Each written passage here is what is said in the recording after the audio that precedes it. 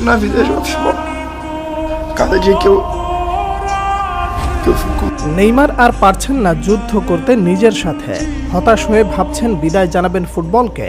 সম্প্রতি এক ইন্টারভিউয়ে কান্নায় ভেঙে পড়ে এমনটাই জানান এই হতভাগা প্রিন্স।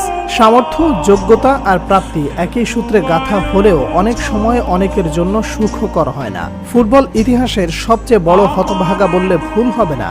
আকাশ সমান সম্ভাবনা আর সামর্থ্য নিয়ে কেরিয়ার শুরু করলেও পারেননি নিজের সামর্থ্যের সবটুকু অর্জন করতে। তিনি হলেন হাজারো ভক্তের এক বুক হতাশার Neymar da Silva Santos junior. Football থেকে অবসরের কথা ভাবছেন Brazilian superstar Neymar junior. Brazilian forward তার কেরিয়ারের সবচেয়ে কঠিন সময়গুলোর একটি কাটিয়েছেন সৌদি ক্লাব আল হেলালের হয়ে থাকাকালীন।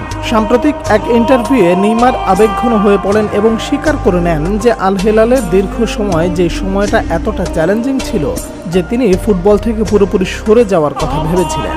Saudi pro league kick off নামের নেটফ্লিক্সের এক ডকুমেন্টারি প্রোগ্রামে নিজের কথা তুলে ধরেন নেইমার জুনিয়র। 32 বছর বয়সী ব্রাজিলিয়ান ফরওয়ার্ড সেই সাক্ষাৎকারে বলেন, কিছুদিন এমন হতো যে আমি ঘুম থেকে উঠে সবকিছু ছেড়ে দিতে চাইতাম। এই ইনজুরিটা আমার ক্যারিয়ার সবচেয়ে বেশি প্রভাব ফেলেছে। 2023 সালে আল হেলালে যোগ দেওয়ার পর থেকেই নেইমারকে নানা চ্যালেঞ্জের মুখোমুখি হতে হয়েছে। ক্লাবের হয়ে কিছু ম্যাচ খেলার পর 2026 বিশ্বকাপের লাতিন আমেরিকার বাছাই পর্বে উরুগুয়ের বিপক্ষে খেলতে গিয়ে তার এসিএল ইনজুরি হয়। নেইমার বলেন, ইনজুরির শুরুটা সত্যিই খুব কঠিন ছিল। প্রথম দিকে কেবল ব্যথা অনুভব হয়। আমি শুধু চেয়েছিলাম ব্যথা কমুক, হাঁটুটা বাঁকা করতে পারি আর স্বাভাবিকভাবে চলতে পারি। মানসিকভাবে এটাই ছিল অত্যন্ত চ্যালেঞ্জিং। ব্রাজিলিয়ান এই প্রিন্স আরও যোগ করেন, প্রথম মাসটি আমার জন্য খুব কঠিন ছিল। আমি মানসিকভাবে ভেঙে পড়েছিলাম।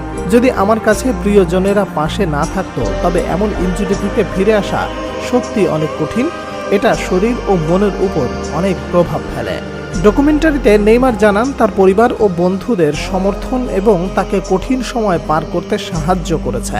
প্রায় এক বছর পুনর্বাসনের পর গত 21 অক্টোবর এএফসি চ্যাম্পিয়ন্স লিগে আল হেলালের বিপক্ষে ম্যাচে বদলি হিসেবে মাঠে নামেন নেইমার জুনিয়র। তবে মাত্র 2 সপ্তাহ পর আরেকটি ম্যাচে তার হ্যামস্ট্রিং ছিঁড়ে যায়। ফলে আরও 4 থেকে 6 সপ্তাহ মাঠের বাইরে থাকতে হবে নেইমিকে। 32 বছর বয়সে এ ধরনের ইনজুরি থেকে ফিরে আসার চ্যালেঞ্জ নিয়ে নেইমার জুনিয়র বলেন, আমি আর 20 বছর বয়সে নেই। আমার জন্য এটা আরও অনেক বেশি কঠিন, কিন্তু আমার সন্তান এবং পরিবার আমাকে প্রতিদিন অনুপ্রাণিত করেছে। আল হেলালের মেডিকেল টিমের তথ্য অনুযায়ী ডিসেম্বরের আগে নেইমারের আর মাঠে ফেরার সম্ভাবনা নেই। আগামী 3 ডিসেম্বর এএফসি চ্যাম্পিয়ন্স লিগে আল গারাফার বিপক্ষে ম্যাচে হয়তো আবারও মাঠে ফিরতে পারেন বলে আশাবাদী সৌদি ক্লাবটি। নেইমারের এই কঠিন সময় তার অসাধারণ ক্যারিয়ারের একটি মর্মান্তিক অধ্যায় হিসেবে ইতিহাসে থেকে যাবে। তবে নেইমার জুনিয়র আশা করেন তার প্রিয়জনদের সমর্থনে তিনি আবারও ফুটবলে পূর্ণ শক্তি নিয়ে ফিরে আসতে পারবেন।